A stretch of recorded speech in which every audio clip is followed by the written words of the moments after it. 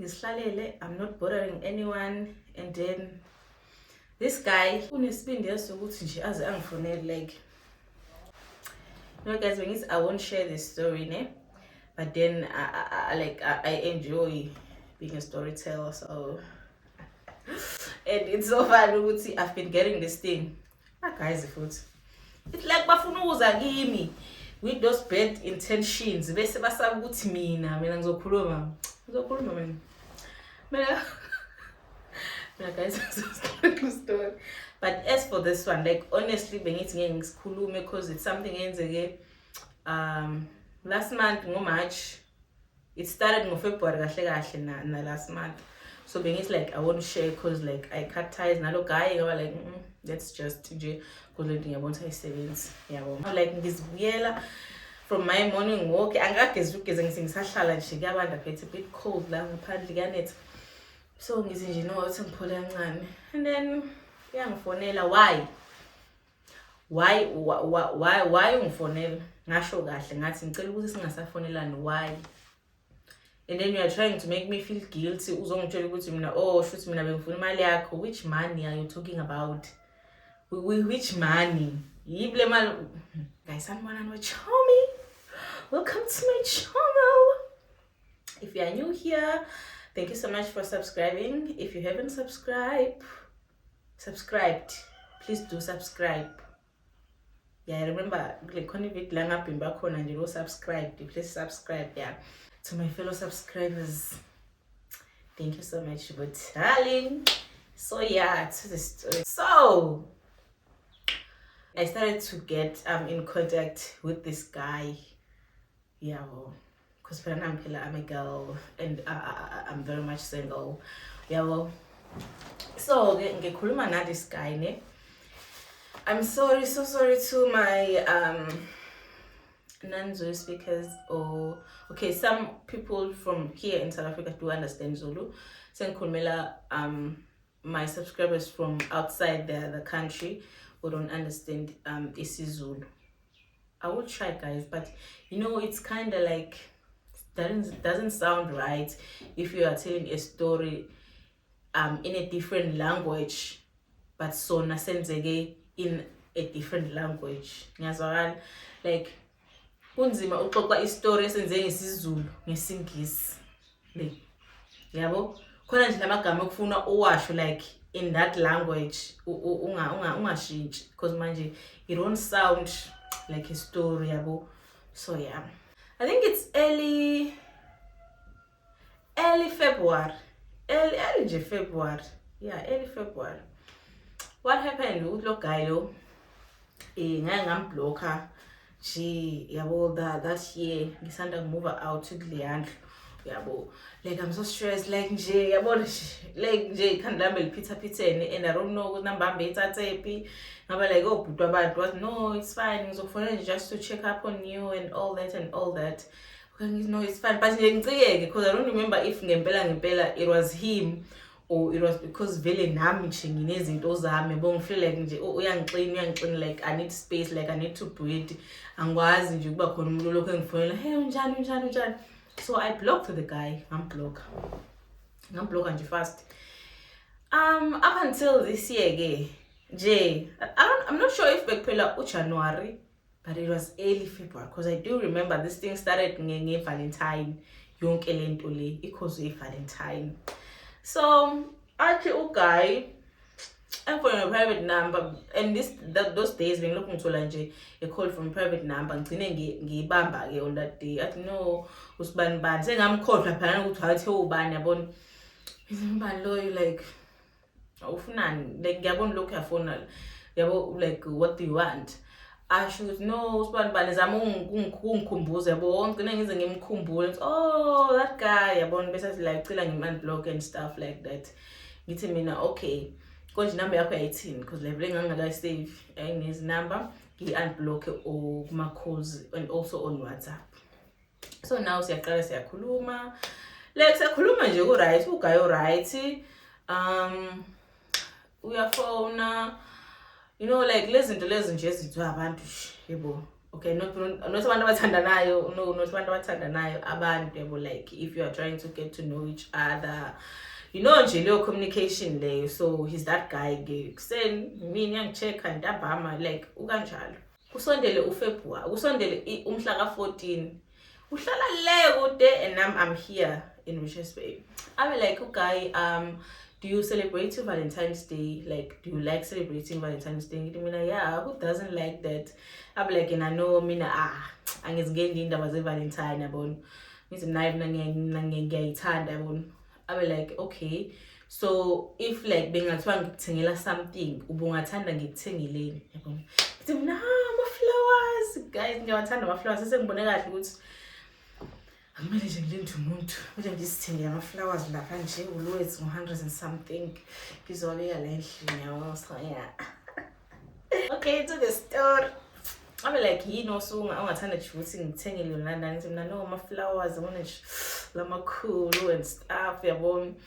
Athi nadayiswaphi? Be like mina adayiswa ubuzela from lana. Ngithi yeah, ngithi mina no, I don't know, but ngabheka, I don't know if like always bayakwazi ukuyenza into bayihlanganise or something like angazi dayiswa umuntu uswathola sekuyiboutique enkulu. I don't know. Ngithi mina you can also buy chocolate, like gifts, like get something nje yabo, but nje kakhulu ungashiya ama-flowers. I be like, oh, okay, ngoba ngikude ngizokufakela imali uhambe uyozispoila ngomhla ka-14 kuzoba umgqibelo. Umhla 14 ozoba ngumgqibelo, guys. No, okay, yeah, that's so sweet of you, thank you so much. Nami sengiyathatheka ke manje ngizwa ukuthi nje uzongifaka imali ihambe kuthenga iphaya yabona nje kumnandi. So fast forward lezi insuku lezi before approach umhla 14, no, siyakhuluma nje ku-right nje ku-right. Ngolesine, guys, ngolesine fulo guy lo cabanga ukuthi like mina ngumapara, I don't know, like angazi me wathi mengibuka wabona nje sasithuthanyana like fika ulesine, guys. Ngolesine uguy athi futhi nje ngiqeda ukukhuluma nayo. Most of the time ngikhuluma naye ngoba uQuinton May usuke selele yabo. After 9 QV usuke selele, so isikhathi langikwazi ukukhuluma naye khona openly yabona. So ke afone, okay, ngeke ngakhuluma naye before u9 low. Bese mesefona after 9 abe like, hawu yazifona msivele yawo. Ithi mina iwile, athi iwile iphuma iscreen. Shuthi I don't know which phone ayiphathayo, but ngiya assume ukuthi wayichaza because okay, yaQuinton ayibonakala into engizama ukuyichaza, but uthi kuphakama this thing sonke. So kuvela la ngaphakathi lapha nendawo kwefoni isibanjwe angazi yini la ichazelani isibanjwe lokho. Ngithi nayibo kwenzakaleni? Athi nje ivele yawa nje angazi bokwenza njani la embedini avele yawa phansi. Manje ngiyayiphakamisa yaphakama yalenga. Hawu bandla, I'm so sorry nan uyabona. Athi anami futhi nje angiyicabanga leyo ndlela. Oh, kanti on that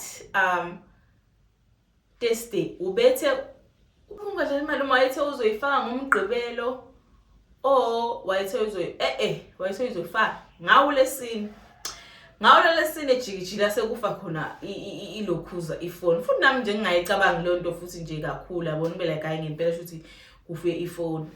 Abe like na aza ngisazi ke imali sengizokufakela kanjani manje uyabona shuthi so ufuna ngivu abe like yes athi ke angazi imali sengizokufakela kanjani because manje ngizama uyicofa isibuya icofa nani khona lapho fast angazi ama-app wasaveli yabona nje. But futhi nami nje ngingayithathi nje yabo be like lo muntu angangizange ngiyithathe kanjalo. Okay, fine.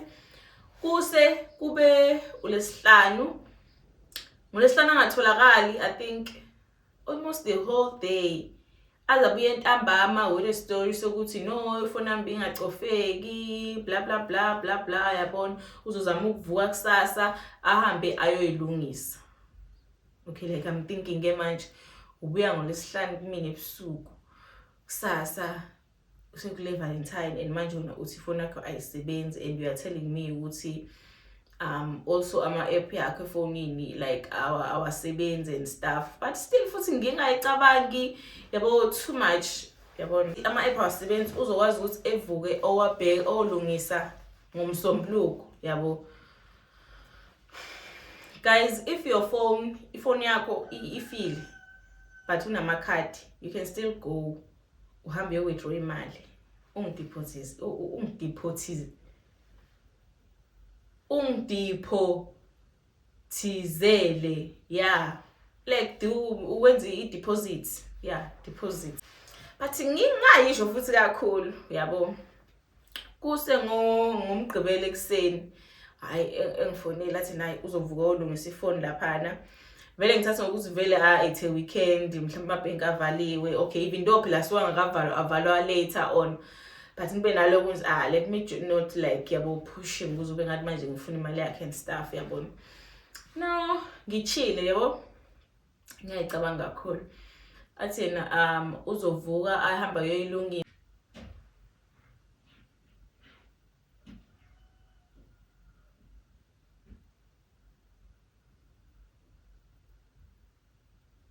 Bengizokhomba semnyango guys. Ngimali ukuthi boyibo Quentin wabuya eli kangaka. Okay, so athi yena no, umgqibelo uzovuhamba yoyilungisa bazama ukumnamela yona because manje izogcina iphuma like yonke yabo. Understand like yabona, I'm feeling sorry for this guy bo fela iPhone and stuff. Mind you, angimazi vele kahle ngazi ngimbone, ngingambona esithombeni yabo o mesiwe sikhuluma ngevideo call yabona. Hayi ube kuthi uyavuma umgqibelo uyahamba emebuya abe like into zami iphume zonke la efonini and stuff yabona. So nje kuzomela ukuthi ngivuke ngomsombuluko aqale emabhenki before ayemsebenzini and stuff. Abe like oh okay no it's fine, but at least ifoni si right yabona, so ukwazi uyicofa kahle athi think ofuna ngivele ngisayise ngithenga nefoni entsha yabona, ngisayise ngifake izinto lezi nani. Okay sharp, but yabona nje sengifila bad ukuthi manje ngikuthembisa something and angisakhona ukuyenza ngenxa lama-app nani. In my mind but like if ngempela imali ikhona, you can just go you withdraw imali ungifakele yabona. But then it's just Valentine's guy, like there's no need for me to make a fuss out of that yabona. Be like no okay no it's fine, I understand. Okay, kodlule lokho ke akasayiphathi leyo ukuthi ayithembisa bazongifaka imali lutho, asibese ngiyibhali lutho akasayiphathi inhlobo, akasayikhula nje indaba ebenzayo. Okay no fine, nami ngisho lutho ngiyasithulela yabona. Kube ukuthi kuyosondela ukuphela kwenyanga, athi uGuy angizange ngize ngimcele guys, athi uGuy so vele uyakuthanda ukubheka njalo ukubona yabona on your like Facebook page upost into zokubheka nana. Ngithi mina ngiyakuthanda, so like you don't wanna like have your own like a bakery into kanjalo. Ngithi mina no, ezisikhathi sihamba like ngizokwenza something kanjalo yabona, like I'm not rushing anywhere yabona, because I'm still trying to get on my feet, like nomntwana ngapha yabona nje my responsibilities maningi angihleli la. I'm like oh but ngiyacabanga ukuthi yazi mengakufakela nje, I'm thinking ukuthi wakhona imali engizoyithola month end ngikunikeze nawethu ukuthi xaxa ubone ukuthi ungathenga ini uqale something. No way, sengiyayiphambanisa sengiyaskipha. Athi before esho ukuthi before ekhuluma ngalento yokubheka, athi yena ngizokufakela imali, leyo mali leyo ngifuna uyithathe uyikhulise, like ngifuna ukubona ukuthi like can you handle imali eningi yini, like uma uthola imali ungakwazi yini ukuyikhuphula or izovele iyehle yabona. Mina what do you mean ukuthi uzongifakela imali ufuna ukubona like ngi-invest up like izonyuswa yini yabo. No you can think ukuthi yini ongayenza nani naye angiyangizwe nje into esho yabona, ebese ekhuluma le yokubheka ke athi uzongifakela imali month end ngihambe ngiyothenga izinto zokubheka. No, okay, sharp, nami ngiba excited. Oh, how yazi ngithola umuntu nje ocabangayo and stuff yabo. My guy. Okay, no, sharp. Fika month end. Hayi, engayifaki. Engachazi lutho futhi lutho engakhuluma lutho. Nami futhi ngabuzi lutho. Oh, ngithi mina hayi yazi ngimele ngiyokwenza inzipho yabo. Leyo lokhu uzoyifaka ngomhla ka20 sibani. Egcine engayifaka ngibe like mina okay no it's fine. Ngingabuzi lutho. Futhi naye engasigxanga angasho lutho naye. Okay, it's fine. Bese athi kimi ngithi mina siyaxoxa phela ngithi everyday still. Mina no ngizohamba ngiyokwenza inzipho ngakusasa bla yabo into kanjalo. Athi nano ngizokufaka imali yokwenza inzipho ungazenzi ngemali yakho yabona. Like oh okay what a gentleman still ngisasho kanjalo. Okay, it's fine. Fika lo suwade sengihamba ngokwenza ngale inzipho. Engasho lutho futhi ugayi. Esithulele nje. Ngiqale manje sengiyagcike kusiyangengisa lento yakho ukuthi enze izithembiso. Okay guys, ayikho inkinga ukuthi uthi uzokwenza something ugcina ungakwazi ukuyenza. But the best thing to do rather come back to me ungitshele ukuthi no awuyazi bengithi ngizokwenza something ethile nani sekumane kwenze ukuthi or don't even explain ukuthi kwenzakaleni but just say angisakwenza kwazangi ukwenza into ethile sengizokwazi ukuyenza mhlambe ngelinye ilanga like ngeke ngisakwazi ukuyenza yabona. Leyo communication nje yonto ebalekile yabona like phela le mali eyakho vele eyakho yabo. Okay bese ke ayi kudlule konke lokho no guy let me not lie but no ngiyaqamba amaplan nami vele bengayimentionanga between lezo ikhasi uyangipha kwafana nje 500 rand 1000 rand 500 rand ebuza like ama data cause i-network yayibhede ngento le Wi-Fi or mengisebenzise the other SIM card le inama data inyanga nje amaningi. So i-network yayibhede rather kuba ngconywana mengisebenzisa le number yami yakwa-Cell C ngithenga ama data khona. So if I wanna make like an upload like now ngisuke ngidinga i-network esheshayo. So with these ones kuba slow. Funa ngiqale ngiqala uku-upload so that kuzosheshe ngene like in time yabona. So abuza ukuthi hawu na ama data because bengingamchazela ngento kanjalo. Hayi kanje ama data nawa lokho nani no anginawo uzongifakela mhlawumbe uma 150 airtime.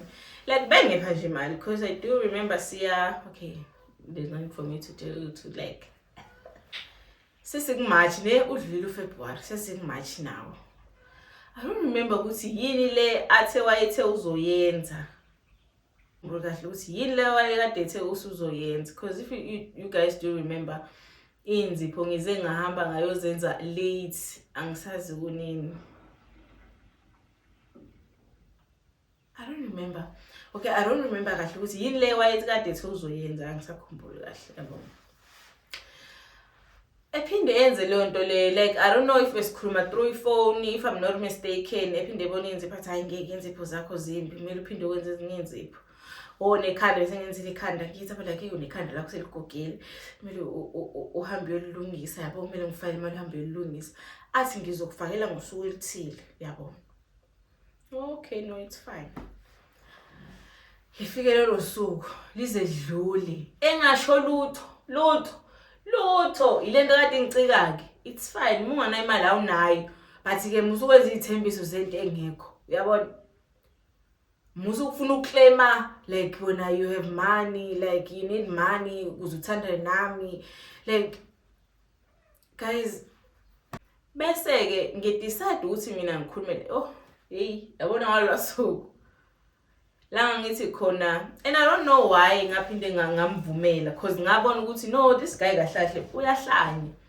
I'm sorry nje my guy uzoyibona le video but ngabona nje ukuthi no there's something wrong in your head not like there's literally something wrong because why ngivuka ekseni siyakhuluma as usual yabona abe like yena no uzongifonela yabona ekseni nje usahambile uQuinton ekseni bese ngimbhalile imessage ngithi mina guy ngicela ukubuza ukuthi wenziwa yini ukuthi uma uthe uzofaka imali mase wenze ungasayifakanga bese uyathula ungasho lutho yabo.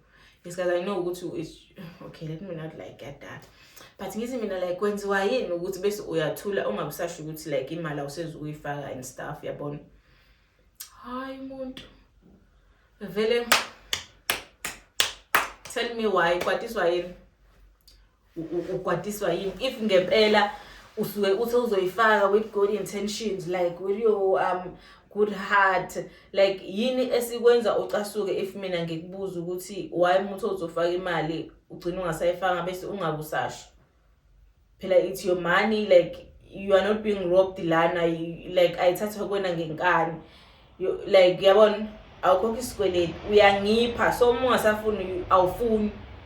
So my question is like why muthe into uzoyenza uma ungasakhona ngokuyenza ungabusasho ukuthi no yazi incedo angizizokwazi ukufaka imali or something or imali anginayo something like that yabona. Hayi ugaye ngicasukele guys ecasuke yena bethe uzongifona sibethe sizokhuluma engifonela njengamanje bengibingelela sasekusende ukuthi ngakhuluma leyo nto leyo. I'm like hayi kusengasadilisa ngisho ilokhuza yakhe chat yakhe. I'm like I understand nje na why nje ngizokhuluma kanje nani ngithi mina imagayi like ngikubuza kahle phela lana mina akekholwa nawe angili nawe like awana no ukuthi wawusukungasho. Guys ecasuke lokho serious vele ecasuke cause like inkulumo yethu yagcina iba heated sekukuthi no yazini mfethu yazini wale manje yabolela ukuthi nje ayisebenzi ngeke isebenze ifike ukuthi siyayiqala avele sesiyikhatha khona manje yonke lento leyenzeka asikakathandani okwenza izinto zibe worse ukuthi shuthi kahle bona lento yenza manje uzophinda uqhubeka uyenze mase kuthiwa mhlambe kuyenzeka siyathandana yabona ingifisa off cause like why uthembisa umuntu imali guys esikhuluma ngayo it's money like we need money to live so why uzokhuluma ngemali ujike futhi ungayifaki uyabona. Hayi guys casuke ethethe what like let me try and like memorize lento ayikade yisho lapha ukuphendula into engibuza yona without ukuthi kuzokube nje nomsindo yabona. Hayi angenza umsindo I understand why nje ngizombuza kanjalo ubana date ngeke asayifaka wara yabona khulume nje lezo zinto ngigcine nje like ngize ngicasuka ngibona ukuthi yabona if ngithi mina ngizothana lo muntu lona ngizobe ngenza a very big mistake nje empilweni yami because ngitshele like into encane lengiyibuza manje but when you're trying to make it into enkulu yabona. Why don't you just say no angithula imali I don't have money ngizokwenza ngelilanga if still usazokwenza or something. Why are you trying to make a fuss out of into engekho uyabona.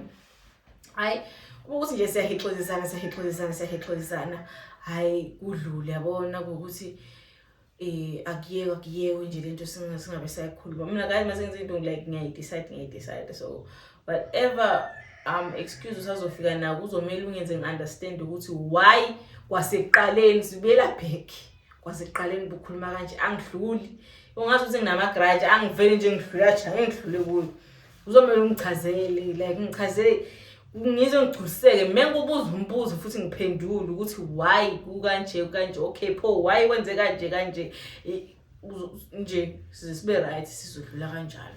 Imbozo yamcaswana nani ngithi hey mawukanjalo ke hayi but nje asincengani phela la asincengani akwazi nje ukwenza fast out of into engekho kanje yabo. Hayi sidluleke leyo kube right yonke into bese uguy ebuyele kule mali leya okay kwaba right saba right ebuyele kule mali wayethe uzonginika yona hayi le mali ngithe ngizokunika yona ngisazokunika sengizokunika kule nyanga uyabo and yabona ke kuloko nami nje ngiyaziblame because why ngimkholile like why did I believe uguy because I used imali ngamele ngabe ngiyisebenzisile yes phela imali yami but I had plans for that money but ngaba nokuthi like vele ngizoyithola imali yabona ngibudgetha ngemali engekho ngisho kimi like budgeting ngemali yomuntu engazi kahle ukuthi uke wenza izithembiso ezikanjena yabona. Oh, before that, ngileya message ngangibhali ngaze ngathi mina kahle kahle sengibona nanokuthi ngenkathi uthi wena ifoni yakho ifile, ifoni yakho ayikaze if. Ayikaze if because if ngempela yayifile wawungahambi uyowithdraw imali ongifakele. Hayi casuke. Ngithi mina naleyo ukuthi wena waye bank bafika bakulungisela ama-app. Pho awusangifayile ngani imali? Awusayiphatha, awusayithi vu leyo ndaba leyo. Ngicasule lokho. Okay. Esukule manje last month ke manje. Hayi, ngisebenzisa imali yami nakhona ngi-odile nje. Ngaba like vele ngizothola imali yabona. That's why ngingakwazanga ukukhokhela i-Wi-Fi. Njengoba nje amadatha amaphelile. And they want something evela ekhaya, so I had to like faka imali. Anginamali, like I had to borrow imali. Into kade ngayiplanile. Uyayibona nje le nto leyo. Like nami ngiyazblame ke lapho, like I'm taking full accountability for that. Would like says, we do not do that. Guys, you don't budget ngemali yomuntu unless isise esandleni sakho. Mingabi ngesandleni sakho ithathe ukuthi nje awunayo. Don't make any budget, like do not spend imali yakho ngoba uthi linde imali ozoyinikezwa umuntu. Ayi mina ngilene the hard way ke. Okay, sharp ngiyahola. I use imali yami but like and this time around it's promising ngaba ngazi ngathi mina hayi wena asakuthembi job lo uzonginika imali jikijiwa ngasayifana nathi ayikhuleka ngizokufakela nje vele izongena nge25 futhi mina ngizokufakela nge26 mina ngifike nge26 vele 25 so sekade ngahola vele so vele sengisebenzisile like I couldn't even wait i26 besizo ekhaya so nje ukhuluma ukuthi hayi imali nje uzothi ubheka ekhaya nje ibingene okay nami ngiyajabula phela yabona plus phela kungena imali angazi imali but imali eningi yabona yangena yini ngaze ngihamba ngafika ekhaya luthi imali ungena ebuye kimi athi hayi benqane azange ngifole for the whole day wangifole ekuseni whole day ngaze ngafika ekhaya kwaze kwaba late so ke uma ebuya hayi yazini besinganagesi ikhambe ugesi la so bengana battery nani manje ngichaja manje nemvula la beyinethi kumbizo beduma kwasha kwacisha okay it's fine mina ngilindele iphathi yemali yakubona lokho kwakho baba ukuthi uthini ngilindele iphathi yemali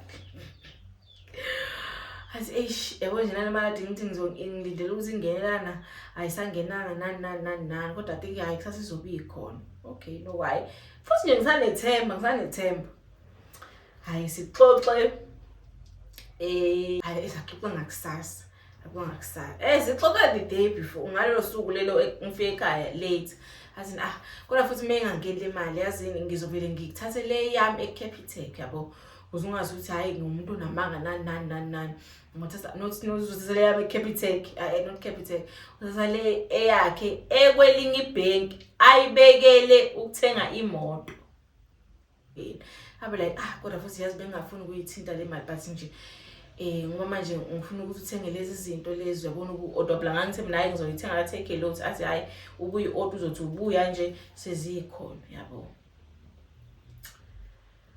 okay no it's fine athi nayi mekuthi akayifaki ngenje kusasa ngizovele ngithathe leyo mali leyo ngikufakele yona okay fika usuku la kusasa khulume naye ekseni ungatholakala usuku lonke yobuya late hayi asinagesi izulu liyaduma labo nje lana sihlupha imvula lezi insuku nani and nafuthi ngingacabanga yazi kwakumele ngingene ngitheke lapha ku weather forecast ukuthi ngempela ni kulo ndawo liyanetha yini like yabona or even write on my Facebook page ngibuza guys la nikhona khona ngiyanetha yini ngoba I'm sure khona abantu abahlala kuleyo ndawo yabona ngayicabanga kakhulu be like okay noma kuthiwa ke ayingeni kuyeni kodwa kusawuthi uzongifakela shuthi ke ngizokhokha le mali le kade sengiyisebenzisile kube ukuthi ile kade izosala kimi and then order lezi zinye izinto yabo even though I don't order like yonke into ye-baking but lokho nalokho nje ama equipment lawa abalekile yabona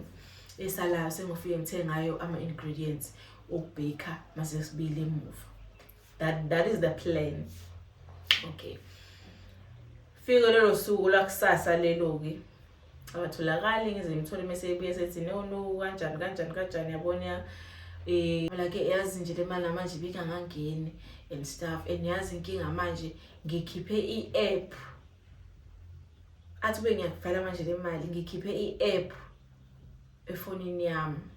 Ukhiphe i-app but you can just download i-app. Yabo. Ngingasho kodwa kanjalo. Ngithi mina ukhiphe i-app manje ayifakeki nathi no ayizukwazi ukufaka ufuna ukuthi ngiye bank. Uyabona? But ngoba namhlanje umgqibelo and kusasa isonto okusho ukuthi sengizoya ngomsombuluko. Mina okay no it's fine. Fika umsombuluko. Like everything ngiyakhuluma ngekuseni, siyakhuluma nje kuseni njengenjwayelo. Anyamalala ngingabuza anything ukuthi uzoye ebank and stuff nani no. After nje kahle mhlambe ngimfonele ngamfonela just to check up on him phela ngithi siyafonelana. Ifonela I think bengabo 11 akayibambanga because yayirenga akayibambanga. Wabuya kumina ngo something to 12 like akudlulanga i-hour something to 12 nje wabuya kumina. Hawu ngiyabona yazi bwati ungifonela bengisase bank. Uthi bengisase bank. Oh okay. Uhambe kanjani? Eshiya oh uguy wathi akala app akala card. Okay athi phela ngazi mina noma ecabanga ukuthi like ngizasithuthanyana like ngislow. Okay yes mhlambe ecantsi ngislow like angizazi izinto or something. Athi ngibuya khona ebanki esenkhohla ukusho ukuthi le mali lapha mina ngayifixa. Like ngayivala ngathi ngifuna ukuthi ngiyikhiphe ngesikhathi esithile. I'm like ukhohlwa kanjani ukuthi imali yakho uyifixile like nje uyibe ebank uyibekela uzoyisebenzisa isikhathi esithile? That doesn't make sense. Like ukhohlwa kanjani? Necard awuna app awukhumbula ukuthi icard wawulishile lapha nalwathi icela ngoba balivala ngazi uma balenzana ngazi. 3 wena awukhumbula ukuthi imali yakho wayifixile. Ngibe like nayi mfethu hayi manje ngathi manje usungenza isilima ngisho kanje ngithi mina manje ngathi ungenza isilima manje usungithathisa kwa Popeye because like lento oyikhuluma manje ayiyenze nje sense. Awazi ukulala umuntu oplan ukuthi uzoya ebank uyofaka an app ungazi ukuthi imali yakho wawuyifixile. Like guys please tell me ukuthi like nami nje ngibona into engekho like is there such ukhohlwa kanjani ukuthi imali yakho uyifixile? Ize ngivele ngingakholwa nanokuthi uke ngiyose ngiba like mina khona ebank uke waya kodwa ngenze nje slim.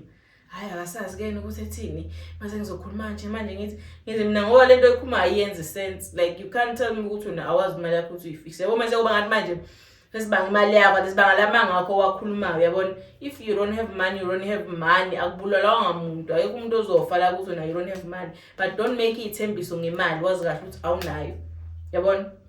Hathi hayi angisazi ngento ekhulumayo ukuthi uyithathaphi ngoba mina ngiyakutshela ukuthi ngile nje ebanki bese ngikhohlwa imali yami ukuthi ngiyifixe ukuthi ngithe ngizoyikhipha ngalesikhathi ngifuna ukuthenga ngase imoto. Oh hayi beqale lapho manje yabona manje usiyanginyanyisa anginyanyiswa guys ukuthi like honestly ukuthi imali akanayo. Ngiyizwa ukuthi uqamba amanga like there's nothing wrong guys ngokusho ukuthi imali awunayo. Don't make ama promises ngemali wazi kahle ukuthi imali awunayo. Don't try and win umuntu based on amanga ngenxa imali guys. Imali like if you don't have money you don't have money. Like why do you have to wena uhambe to that point ukuthi kumele uzoqamba amanga ukuthi you don't have imali? Uzoqamba amanga wenza ama stories zemali bese kuvele kubuya yonke leyana. Hayi ephike umuntu ebuye ngokuzolala ngithi no yazi no it's fine. Angithi uyaphika wena uthi mina ngiyakusukela ngizokhuluma nawe ke mina mhla usungitshela iqiniso ukuthi usuvuma ukuthi kahle ukhuluma amanga. Lento engisho vele iqiniso uqamba amanga ila sizoqala khona ukukhuluma ke. Hayi sengamane kube njalo ema kunjalo nani nto okay ngoba ngiyabona qala ukuthi ngiyahlala ngithi hayi sikuba ukuthi uvala ifoni esebuya athi na nanga umuntu wakho ke lo namanga lo qamba amanga uyayihlekisa. Ngithi like ufunani? Azisho ukuthini ufuna ngithi ufunani phela ngishilo ngathi angizukukhuluma nawe mina unless you admit ukuthi uqamba amanga. Hayi akasazi ngifuna ukuthini ke noma kuthiwa kunjalo manje sungazi nje kube into enkulu ngalokho ngithi mina singaze kube ubona into encane wena uqamba amanga. Uyibona into encane noqamba amanga. Hayi but yazi into yade sithi asiyeke ukukhuluma lokho sikwenza la asikiyeke ngoba ngeke usise indawo nokufonelana akube ukuthi siyagcina namhlanje. Hayi wena ngiyabona nje ukuthi nje ngisho kuthiwa futhi bese sithandana wena bonganyekela ngisho into encane phalento is not like ungibamba ngijolile noma ungibamba nomuntu sungazi uthi nje singasakhulumi ngento yalento lena athi yazi but please phuma kimi. Yabo nje lento oyichazayo njengamanje yenza izinto nje zibe worse. Yenza izinto zibe worse. Ziba worse nje manje izinto oyichazayo. Zenza yonke into ibe worse. Hathi mina abantu abayeke ukukhuluma futhi abayeke ukuthandana amade bethandana ngenxa yokuthi guys sorry man ekhaya ngiyalo. Abayeke ngenxa yokuthi mhlawumbe umuntu ujolile. Ziningi izinto ezingadala ukuthi abantu baye yabona wona manga ke awesi. Ngathi mina uma ukwazi uqamba amanga ngento engekho kanje uzoqamba amanga ngento eziserious ngaze kufa umuntu ulokhu ukhuluma amanga. Ngathi nje mina no I can't. Angeke nje angeke. Futhi ngangamblocker this time around but nganje ngiconga ngifonele ngangamblocker this time around bebuya phone isikhathi afona ngaso abe like ngithi mina usuyavuma yini uzovela khathi call engasakhuluma uphinda buye ngelinye ilanga lokhu benokungibingelela nani wena sengiyabona uyabuya recently uyangibhalela athi uyangikhumbula uyakhuluma nami like no okay hathi okay kanjalo like ufuna kube njani ufuna kuthiweni sengiyabona wena kuzalahle buza kimi ngeinhloso zemali nani. Ngathi mina ngiyacela ukuthi njengamanje angifuni kube ngathi ngiyadelela nguthathela phansi like but ngiyacela ukuthi ungayikhuluma into ongakwazi ukuyidefenda ngayo njengamanje. Ungayikhuluma into ongakwazi ukuyidefenda ngayo. Please awunayo imali. Awunayo imali. Angazi nje ukuthi bengiza kuwe ngemali yona ayiphi imali. You don't have money. So yiphi le mali okhuluma ngayo njengamanje? Like please yiphi le mali okhuluma ngayo? Hayi ukuthi akasaphenduli. It's fine ngaphenduli. Uyabuya namhlanje ke uthi so vele nje le ndaba yemali into esengavela isenze ukuthi mina nawe singaphinde sikhulume.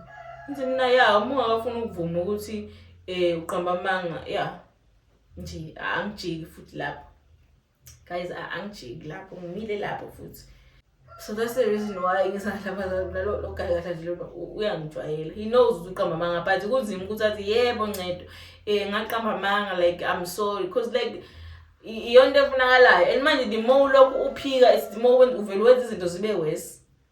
Uvela wenza izinto zibe worse. Vele uzima ubanjona sesikhathi uvela uthi no ngiyaxolisa la ngibe wrong la ngiqamba amanga like because the more lokhu uphika it's the more ngithi edamanga uvela wenza izinto zibe worse. Ngisho umuntu usethanda ukuxolela manje selokhu ucabanga ukuthi uzukhuluma ukuthi uzuhamba uthi uzuhamba uvika lana nani ekubeni wazathi usubukhuluma amanga. No guys no aje nginezikweletu ngincazala isky ngisikweletu manje no. But anyways I hope you enjoy this story. I don't know why ngifila like kuze ngilale. I don't know if it's the lights because njengoba ngisho ukuthi imvula iyanetha ngaphandle so it's a bit dark like liguqubele kumnyama there's no light yabo I think night light ngenza amehla ngibe ngathi ukuthi ngilale or something. But anyways show me if you did enjoy a vlog. Not a vlog, a story time. Please don't forget to like give me a thumbs up uthi like laphan. Thank you so much for ukuthi ulalele up to this point. Show me